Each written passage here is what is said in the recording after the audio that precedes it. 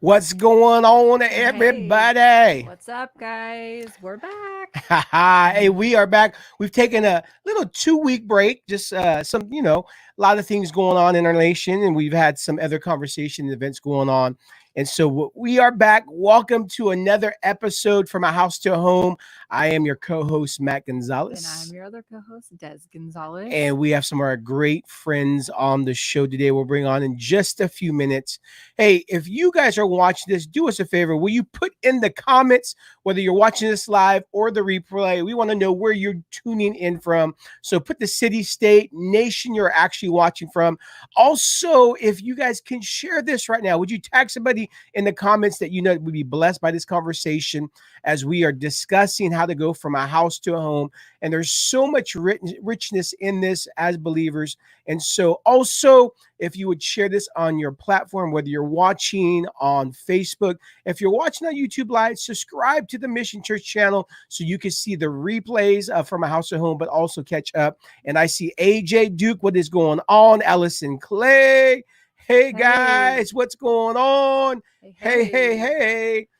Got some Oh, amazing people and on. we Come got the on. infamous Drew Neal What's up, watching right Drew? now. What I is going I on? literally, right before this, was listening to the word you gave me back in February and was like about to cry because it was like, oh my gosh, I need to hear this today. So thank you, Drew. Ryan Peters tuning in from Grand Rapids, Michigan. Hey, what is going on? Lisa from Vacaville. That's where we're all right now. Yeah. Shout out to our Vacaville peeps. Yeah. AJ from Mount Shasta. Come on. How's the weather there right now, AJ? Is it cool or is it hot? No, here it's going to be about 97 That's in a little hot. bit. So, Yeah, that's hot. yeah, it is very, very hot. So, Mm-hmm. also, remember, guys, we love having this conversation and actually equipping you how to go from a house to a home. Oh, Drew Yes. Neal, yeah, you are right. So Great reminder. great Little shout reminder. out. Me and Drew Neal are going to be doing a school day together called actually prophetic communication, accessing wisdom and knowledge. Make sure to check that out. Drew, matter of fact, can you put the actual link in the comments for me right now if you're interested in checking out this That's gonna school? be It's going to be fire, y'all. fun. We're going to be doing the school I'm together. It's excited a about it. 4 week school. And we're going to be talking about the gift of word of knowledge and the gift of word of wisdom and how we can use those to find solutions for the problems in the world around us. Come It on. is going to be amazing. So make sure you check that out. And Drew, if you don't mind dropping the actual website and some more info. And I got to tell you what, every time me and Drew get together, it is like nitroglycerin. Something gets torn down and built up. And that's what we love to do. It's about 90 degrees today. Wow. Well, it's a little cooler than when we're at. That's cooler, not Yeah, cool. Allison Kearns. Hey. Hey, What is going Allison. on? So glad to have you guys on. So many of our great friends are watching today, and we get to have a Yes. conversation with some of our great friends right now. Make sure if you just tuning in once again, make sure to share this, tag somebody in the comments. And we want to know where you are watching from. And remember, a house is a group of people coming together, unified because of the structure. But a home is a group of people unified because of one purpose. Come A on. house is made of bricks and beams, but a home is made of hope and dreams. And so, hey, Craig Sloan, what is going on? Glad to have you today. And then we also, Drew Neal right there, prophetic communication, accessing and restoring words of knowledge and words of wisdom. Make sure to check that out today. Usually about 10 greens. Yeah, good stuff. So we have some great friends of ours, Yes. and they have just been such a just fresh breath of air for us as we have located here. We're going almost 3 years here pretty soon, Yeah. and Went we just fast. love them. They've become family, and that's why we're Yes. so thankful to have them on the show today because they are like family, our very own. Come on, I like saying infamous today. That's just like my word. You want to say it? Go ahead. Craig and Shannon Farris. Come on. What's going on, guys? Hey. Let's see. Get you off mute. There you go. Go for it. How you guys doing? We are We are doing doing. good. I love that you said Hey, from we that. both had different answers. I'm doing good. You're doing. Does infamous mean more than famous? I'm in famous, so I'm more than famous. Yeah, Yeah. that's right. Yeah. For the old people, they'll recognize that movie reference. Hey guys, we're so excited to have you on the show today. We're gonna have a conversation. If anybody knows about building a home, it is you guys. You guys have an amazing family. Yes. And indeed. for those who are watching, maybe this is the first time hearing your guys' names, seeing you guys for the first time. Would you guys tell, whether they're watching live or the replay, tell the people who are watching right now, who are Craig and Shannon? What do you guys do? Who are you? What are some of your passions? And I know you guys are passionate about each other, which we'll find out in a few minutes. But if you go ahead, just share. Yeah. So we've never met before. People either recognize the face, like, hey, that's a stern face. I'm smiling. This is a God-given gift. I have 7 daughters, so this comes in very handy. But usually all people remember about me is that I have 12 kids. Now, this is my wife, not my daughter. So if you guys can remember that piece, that would be awesome, because I can't handle that another time. People having her with my kids and going, "Is that your daughter?" No. Oh, no. So at the mission, we are the event coordinators, and then Shannon runs the bookstore. And what are we passionate about? We're passionate about seeing the kingdom manifested in the earth. Come on. And so our lives are dedicated to seeing. I know reformation is a word that's kind of being bantered about. But in reality, we have to see reformation, or our nation is going to continue on the course it's headed on.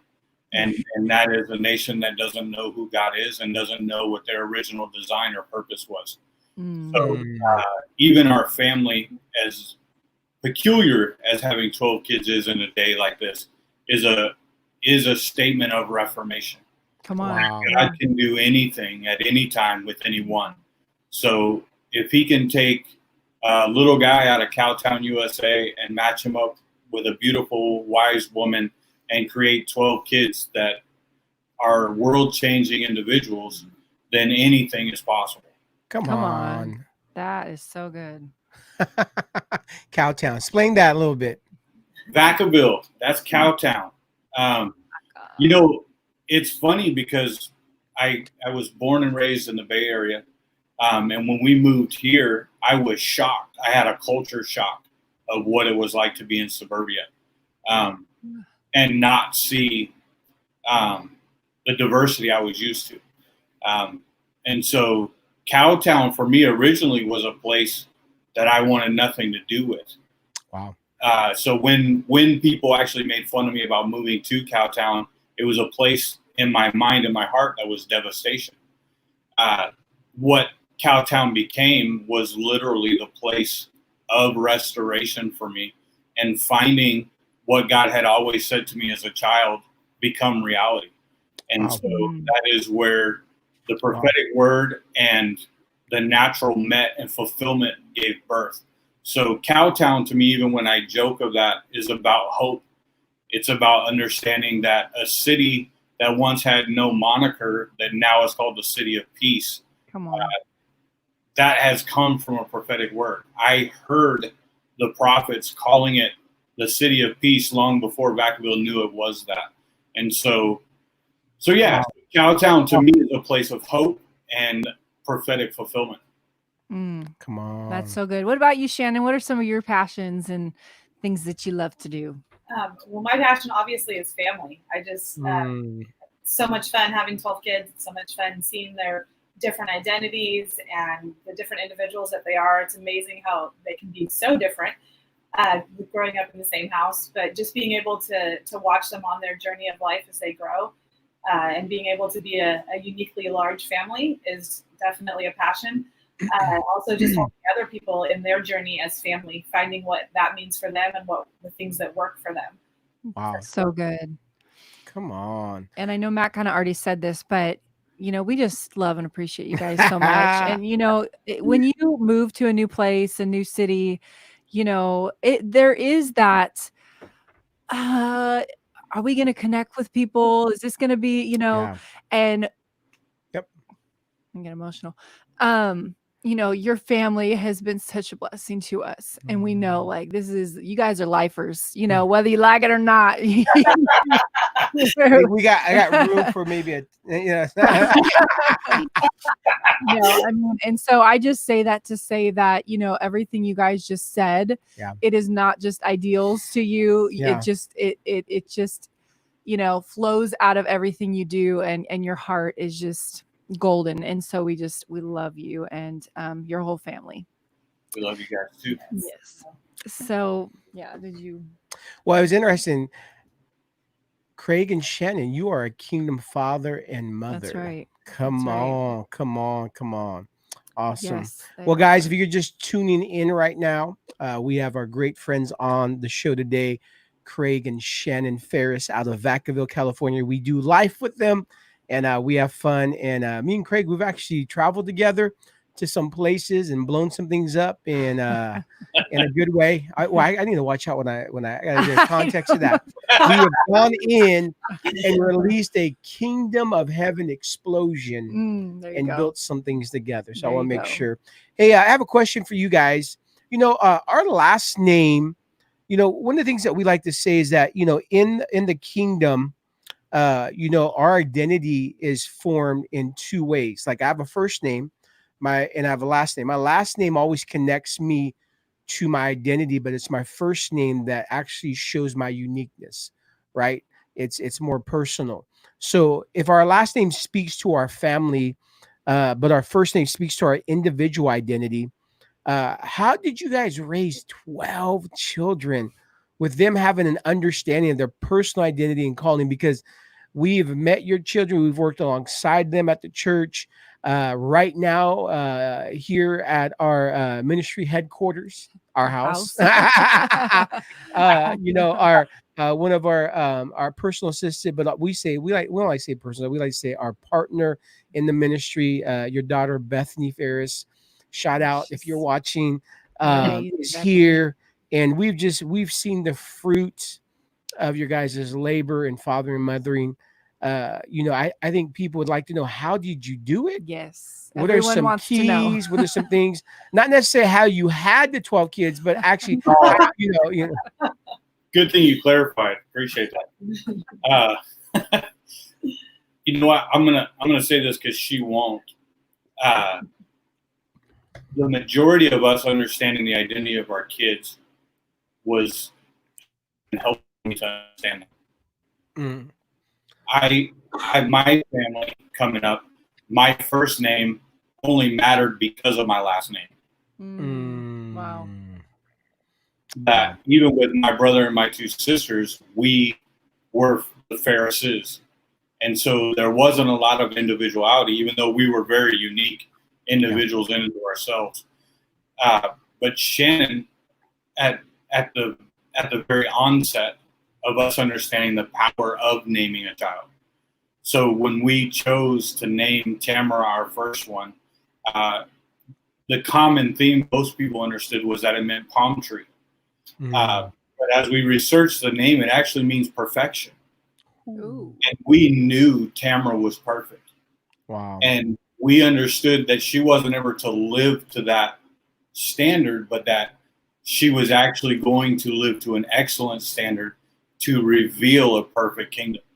Yeah. And so my understanding of a name and the power of a name was prophetic in nature. But Shannon helped me understand how it was based out of who we were as a family, and that was adding a piece. And that when Tamara came to us, it wasn't that I was just prophetically naming her for some day, but that together we had come up with this child that God had given us. And now we're naming them for what they're bringing into our family to change and bring a different dynamic. Yeah. And so I understood the prophetic part of it, of naming a child for where they would go. And Shannon really brought in the piece of, this is how a name changes a family and adds a dynamic that wouldn't have been there otherwise. Wow. Does that make sense? Wow. Do you want to add? That was good. Yeah, for me growing up, it was me and my sister, and we were close in age, and I feel like sometimes we got, just kind of lumped together. when we didn't want to be. And I'm the younger one. So as the baby, I wanted to be an individual. So I knew when I had kids, I definitely didn't want to lump them together. But I didn't realize as a parent how easy that is. We had our first one, and obviously your first baby, you have no clue what you're doing. So you do the best you can. And, then the second one came very close. They're only 12 months apart. And so, we just thought, oh, it's another baby. We know how to do this. And they are like night and day. I mean, they are the two most different children that we have.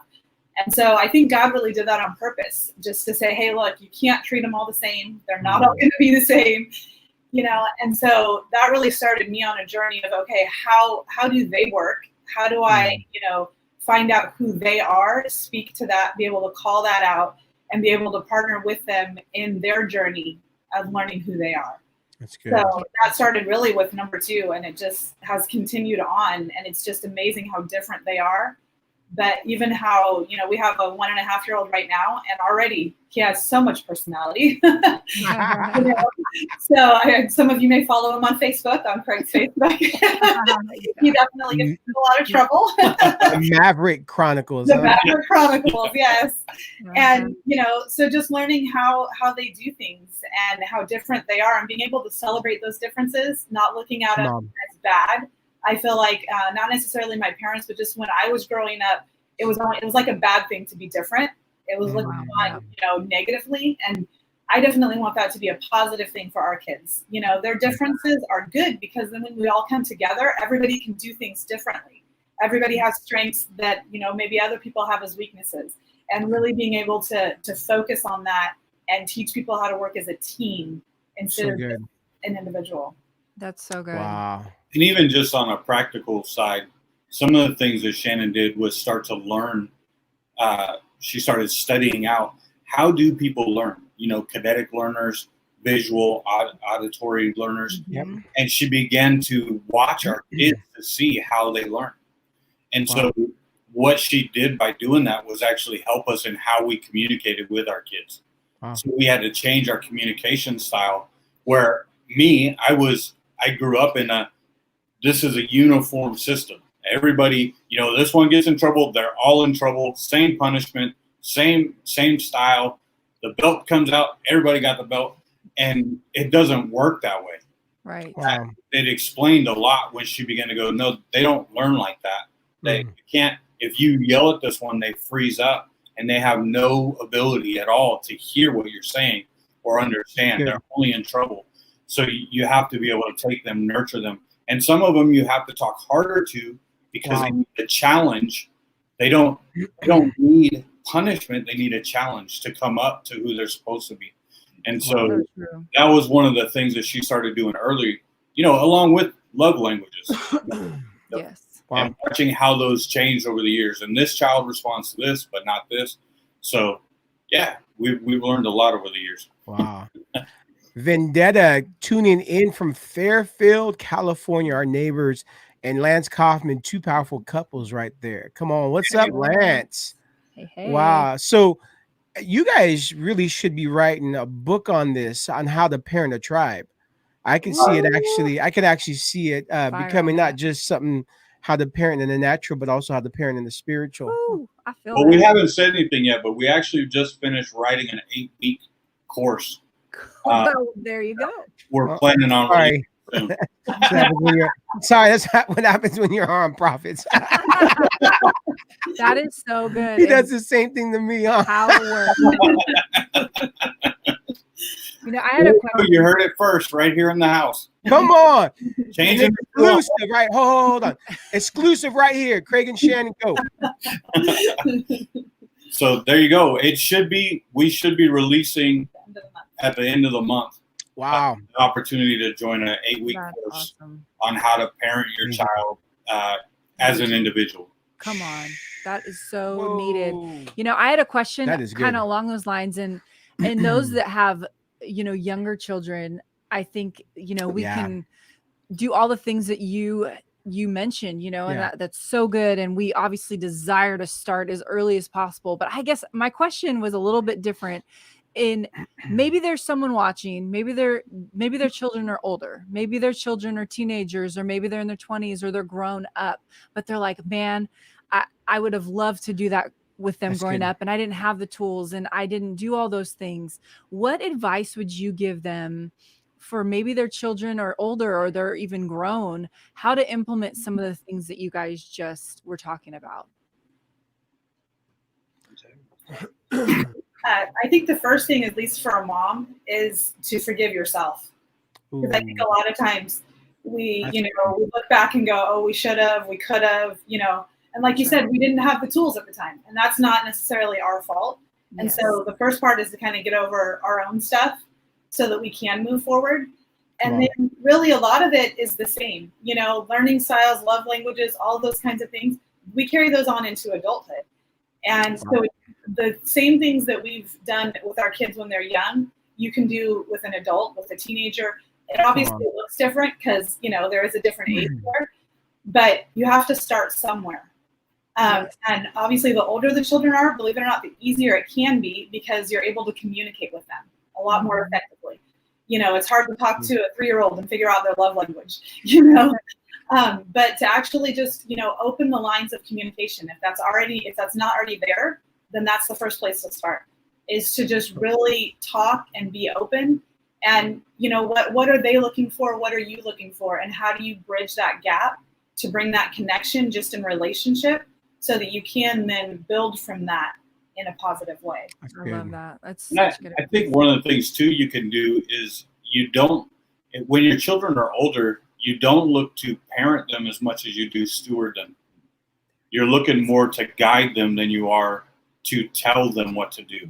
And so if you begin to recognize who they are prophetically and speak to them as they should be, not as they are, then you begin to steward and guide them into who they should be. And so it doesn't matter at what point you begin to do that, they begin to respond to who they were designed to be. And so you'll begin to address them that way. You'll begin to see the changes around them. That's good. Yes. Here's another question for you guys. Throw it out there. How do you see I want to make sure I say this right. How do you see the family's role and function within the church? So, why did you make me laugh? Yeah, it's supposed to be funny, right? We're supposed to have a good time. If it's not fun, we're not going. Oh, just your face, bro. Oh. So, one of the important things, I even said the word earlier about being passionate about Reformation. Yes. Our church needs to begin to reevaluate who we are and where we're really trying to go. Wow. And that means as a whole. Who are we representing and how are we doing that? Right now, we have not designed church to promote family. We've designed it to single out individuals of a family and their gifting and what they've done, but we've not always seen the value of a family. And and so there's nothing wrong with having a children's department or a youth department. Those are phenomenal things to have. Yeah. So if we don't see that the family is designed to resemble the one who sent us, that his entire heart is to see family, to see us together. When a family comes in together and worships together, it's a picture of what we were always meant to be and how the body of Christ is supposed to function. Come on. If we don't learn to value family within the local church and find room for them to worship together, to be together, then we're missing a piece of the picture of the kingdom. And so I think in order for the church to begin to embrace, we have to reevaluate how we're addressing family. And truly, if we raise our family the way God did, that promotes diversity. Yeah. And so our inability as a church to embrace family as a whole has squelched our ability to embrace diversity on the whole. And so that's part of the breakthrough that we need, is to begin to recognize that it is a picture of kingdom. It is a picture of diversity and what God truly wants us to be as a whole and no longer individuals of the whole. So good. Wow. I would love if you could, I know talked about we need to see reformation a few times, and we absolutely agree.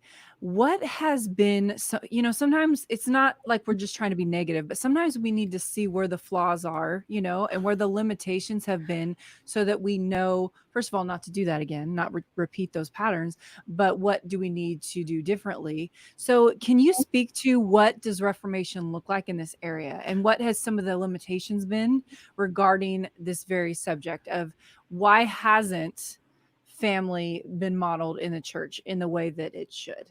And I like to put it this way. There's a quote I love. Zig Ziglar says this: the first step to solving a problem is to realize it does exist. Right. Yeah. Well, I'll jump off first, and then if you would. Okay. So one, I can't see reformation if it wasn't for the ones that built what I'm in now. It's good. So if they had never declared, my ceiling is your floor, and allowed me to stand upon them, I wouldn't see what I see now. So the flaws I see are not flaws of the individual. It's flaws of what they were handed. Wow. If we're truly building on the foundation of prophets and apostles, then we have to recognize there will always be flaws. So the reformation that I am speaking towards now is because the fathers and the prophets and the apostles have laid a foundation that I could stand on. Otherwise, I wouldn't be present. My voice would be null, it would be silent. So I just want to make sure people understand, I know to honor where I came from. And I'm not saying that my home church did not provide the platform for me to see what I see. My eyes are open because of the way they've laid down their lives so that I can move next. So when I speak of reformation, I speak because I'm a son that's been handed an inheritance. And if I do nothing with it, then I dishonor them. So that's good. Reformation begins to look like within family, us beginning to see the picture of how it plugs in to the culture of church. And what we've done is we've designed based on a structure that's hundreds of years old, and we have not reformatted that structure. What we've done is we've added 2 pieces. Reformation actually allows you to pull things down to the studs and look at it and go, maybe we actually have to take the walls off. That's good. And so the foundation is what they laid, not the walls, not the roof. And so that's what reformation begins to look like, is what's the foundation? So if we just took our local house, what's the foundation? It's presence first. We are nothing without his presence. We will not live. We cannot breathe. If he's not in it, we won't do it. Come on. So everything else comes out of that foundation if we're looking at our just our house. So I think what we have to do then is go, where does family belong? And not add it to the structure that exists, but how do we create something to promote family? And Matt has been giving us a word that it's time to change to the table. That it's not about the platforms, that it's about the table. That's the first place that Reformation starts. Family is always around the table. Why do you think it's so hard for us to get to a dinner table today? Why do you think there's such a demand and a pull away from just you and your children sitting at a table to eat together? And that's because every time we do, there's an establishment of identity and unity, which is a picture of kingdom. So the more we're able to build around the table and bring families together, we establish unity and we establish the picture of the kingdom. And so I think that's the first place. The church has to begin to put a demand on the power of the table so that families come together to build a family. All right, I'm going to throw my shoe at you. Sorry, I kind of took off there. I apologize. No, bro, stuff. That was fire. Oh, my word. That was great. I totally agree with all of what he said. I think that as a church, we've done a great job in trying to empower people to find their identity. Yeah. And I think we do really well at that. I think now we have to focus on how do you take a person that knows their identity and help them interact and work with other people that know their identity. It's like taking a bunch of strong people and putting them together in a team. They all want to do their own thing. And it's great that everybody knows who they are and they're secure in that, but we have to learn how to work together in that to really be a true family. Sometimes you do things that you may not want to do because that's what's best for the family, not just for you. Come on. So I think we have to learn how to keep our identity as an individual, but also how to embrace the identity of the family and work from there. Wow. I love this. Natalia Mataski is saying, love this conversation. Hey, I have a question, and I'm going to just, open up, a little bit. Yeah, just a little bit. Go ahead. I think one of the things I'm seeing in the church nationwide, can't speak internationally. So for our international friends, I'm not going to speak into that, but just at a national level, because, travel and just seeing different church cultures. I think there has been over the years, there's been room for fathers, but family includes a father and a mother. And I know there's been a lot of, we've had fathers in our movement. I can think of two who have written books about the champion of women, which I actually changed my language because I know we've, this whole thing about empowering women. I don't think that's the right language because that's actually saying that women have no power unless we give it to them. That's what empowering means. I believe it's champion. I found out just even in our relationship, like my wife, she's powerful. She doesn't need me to empower her. Like she needs me to champion her. And, I think the role of a father, and once again, I think I'm going to speak and ask a question in this. I think what has happened, the role of the father in the church has been the empowerer. And I don't believe I've been studying scripture, just some external processing right now. I know we see that the fivefold is supposed to empower, but the role of a spiritual father in the house, I believe, is to celebrate and champion. And the reason I believe that, I was just on a call with a father before this. And one of the things was asked, how did you father your kids? And it was just so profound. He said, one of the things, just to simplify it, is to celebrate who they are and then champion where they're going. And I'm like, oh my word, that is like, and I know we've seen, I feel like there's been out of alignment of, fathers more like dictators, and not necessarily champion and creating and celebrating. But I believe we're seeing a reformation in that. But the second place is that I don't necessarily know if we've seen if there's been room for mothers to really step into what were created to do, right?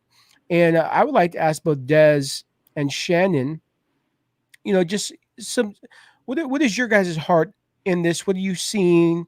What's the Lord been speaking to you? Because I know both of you guys carry that grace to mother, even though I know you're physically mothers. There's an aspect where, there's a physical mothering, but I'm talking more spiritual.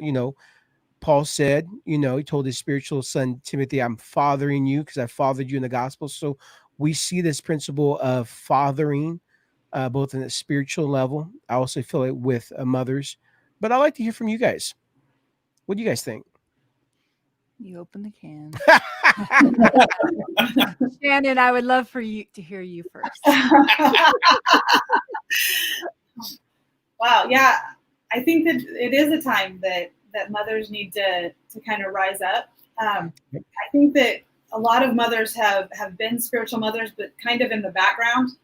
And I think that a lot of times as mothers, we're kind of, for lack of a better word, a servant. We're sometimes not seen in all that we do. And I think we get too comfortable with that. And we're okay just being in the background and doing what we do. But there comes a time when we actually have to step up and say, you know what, this is something that I need to be doing out in the open. And it's not just one or two people, on a Sunday morning that I see in the back row, but I need to actually take responsibility for the fact that I am a spiritual mother and go out and find those that need that. I think that as a society, we tend to understand what a mother's role is, and it feels like there's more mothers available, so to speak, as versus fathers. So I think people in general are generally looking for that father role. They're looking for that father figure. And I think a lot of times they don't realize that sometimes what they are missing is the mother role. And so I think just as a society, we're looking for fathers and not as much for mothers. And that makes it harder, or at least for me personally as a mother, to kind of know how to fill that role, because it doesn't feel like people are looking for it, but I feel like it's missing. And so we need to step up to that. And even though they may not be asking for it, find ways to still fulfill that need. Yeah. That's so good. Where do I start? Shout out to Kathy Phillips, Hey, who's Kathy. such a spiritual mama. One thing I would say, and I believe we started becoming spiritual parents long before we had our own children. So we didn't know what the heck we were doing. Yeah. But one thing that we learned real quick, and I feel like is really important to note, is that I feel like a lot of times that we emphasize women needing mothers and men needing fathers, but men need mothers and fathers, and women need mothers and fathers. Like it's not the woman's job to raise the girls and the father's job to raise the boys. We need both represented in the kingdom, in our churches, and in our homes. We need both, right? And so the breakdown of that obviously affects the culture at a great level. So if both aren't walking in their true identity, and they're not taking up that role as a mother, there's going to be a huge gap in our culture. And I know, like, I think it's a little easier to understand the role of a father, especially in the church, because we see the father represented in scripture, and we can understand that. We can understand, I heard someone say one time, the father's role is to provide, promote, and to bring identity. And I feel like the mother's role a lot of times is to bring comfort, a culture of home and family, and even correction. And so I think sometimes we compartmentalize these roles, and this is important, and this is not fun over here, so that's not important, so we're going to just let someone else do that role. But they're equally important, and they're equally powerful. And and the other thing I would say is that there are a lot of people that are hybrids of these roles. I don't feel like mothering and fathering is always gender specific. I know that may sound like heresy, but I feel like obviously the Godhead represents the Father and the Holy Spirit and Jesus, which a lot of times the Father represents the Father, right? And the Holy Spirit is more the mothering nature, and Jesus is more the brother nature of God. And so I know that God represents both natures in who he is. And so within us, we also have all those natures. And so there's some women that identify with the fathering nature, and that's okay. And there's some men. I've actually had a word for a man one time that he's called to be a mother. And I was like, what the heck is this blasphemy? What am I saying? But I felt like as I began to do more studying on this, that the roles are very specific, but they're not necessarily gender specific. But in saying that, I feel like we have emphasized one over the other in my experience. We've been in the church a long time, and been in a lot of different cultures. And so I really have a passion right now for this subject, to see the mother's role in its rightful place, whether that's walked out by a woman or a man. I feel like the mothering role needs to be in its rightful place. So I'm pretty excited and passionate about what God's doing right now, because I think he's really bringing it to the forefront of conversation, so that we can see what this looks like. So I'm excited about it. I think it's good. Well, one of the things too that I would say is the empowering language is correct with our current structure. So hopefully you felt that, and that did not feel good to those of you that think that's a good word to use. That's a great point. Sorry, I'm swinging for the fences today. No, because language is a huge part of it. And language is huge. If you continue to delineate between a father and a spiritual father, that's the mistake we're making. what we're truly saying about people that currently try to use that role as a spiritual father is that they're in the authority. They get to make the decision. And we still continue to act like the wives have to submit to us and that we're in charge. And that's baloney. we're missing the point. We need to recognize that a father is a father and that a mother is a mother. And I said this recently, but Solomon wouldn't have been Solomon if it weren't for his mother. Yeah. If you look at David's history, he's not a good father. Look at his children. Look at the disarray of his family. He taught Solomon all of the right things because Solomon references his dad. But if his mother hadn't been the guiding hand in his life, that was the difference between a Solomon and an Absalom, was the mother's voice. And right now we have a church in disarray and unable to move forward because we're not listening to a mother's voice. Yeah. Yep. Yeah, and just I feel like I need to just clarify some of the things that Des was saying about a person who is a male figure but spiritually has some characteristics and aspects within their heart to mother a generation or a person. We're talking about it in a spiritual context, not in a you have to be careful nowadays because some people will hear something that is not being said and not really hearing what is being said. And so we're not talking about a physical gender thing. We're actually talking about a spiritual aspect of when you are awakened to the born again experience, and there's an aspect in you of the nature of the Father, the Son, and the Holy Spirit that begins to manifest in a stronger strength than another. As God is the Father. The Holy Spirit many times represents more of a mothering, nurturing, comforter aspect, and then you have Jesus, who is like a brother, but more than that. So I'm not downgrading the aspect of the nature of Jesus. Is we're just saying, hey, here's some aspects of what it could look like in the nature of who they are inside of us. So I just want to make sure we clarify that, especially in the times that we're living right now. It's very interesting to bring clarity to that. But I agree 100% of everything Des is saying, and I thought it was. I'm usually I can talk a lot, but I'm like sitting back here listening to y'all. And I'm getting out the way. So keep going. This is good. We're actually right about that time. Oh, yeah, we are about that time. But Dub Alexander, look at it. Well. Look what we have here. What's up, Dub? Allison, yes, the Trinity is all to all. Come on. And then Allison also said, difference of Solomon and Absalom in the mother's voice. Kathy Phillips said, good discussion. And Dub says heresy. So,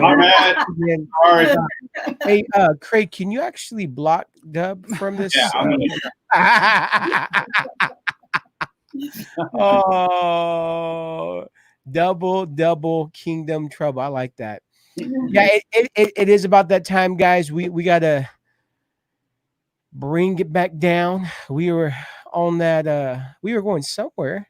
It was fun. Yeah. But we're just got to do another episode. But I would also challenge you guys. We did an interview with Craig and Shannon about a month ago, maybe 2 months ago, for the second season of the Matt and Des Experience, our podcast. Make sure to go check out that episode. It is fire. We've had so much great feedback. So it's available on every major podcast platform. And Dub says, I see how it is. We love you, Dub. Come on. Oh, also, we're going to be doing Kingdom Reformers with me, Dub, and Craig, end of August in Texas. It's actually Kingdom Reformers, and it's actually a prophetic edge. And so you have to check that out. Make sure you go check that. So, man, guys, it's been fun. Yeah. Thanks so much, guys, for being on today. This is just, I love that we just, it really is some of the conversations we have. Like, we're just letting people into the conversation. We're just hanging. Yep. Only thing missing is some cold drinks, but we have some water right here. But I mean, Oh my Next word, level. bro! I get You're gonna be using the bathroom for days with that, bro.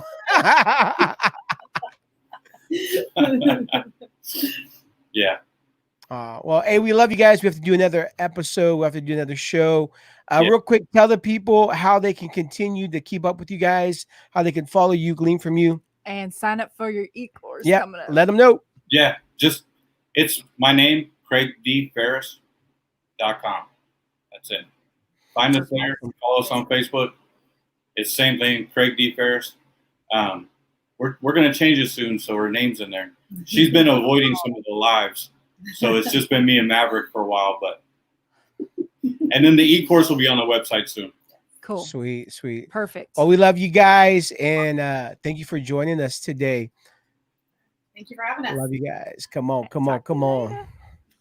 Well, guys, thank you for tuning in from House to Home today. I'm your host, Matt Gonzales. And I'm Des Gonzales. And remember that a house is made of bricks and beams, but a home is made of hopes and dreams. Home is where love resides, memories are created, a place where you belong, and joy never ends. And if you're looking for a home to belong to, come check us out. Join us for one of our gatherings at the Mission Church. We are meeting once again. So good to be back in the building. This Sunday, actually, I will be speaking. It is Father's Day, and I'm excited. So I want to give you a personal invitation. Come join us this Sunday, 10 a.m. here in Vacaville, California. If you're looking for a home, we have a home for you. Love to have you, and we're excited, and we look forward to seeing you on the next episode of A House to a Home. See you guys. See you guys.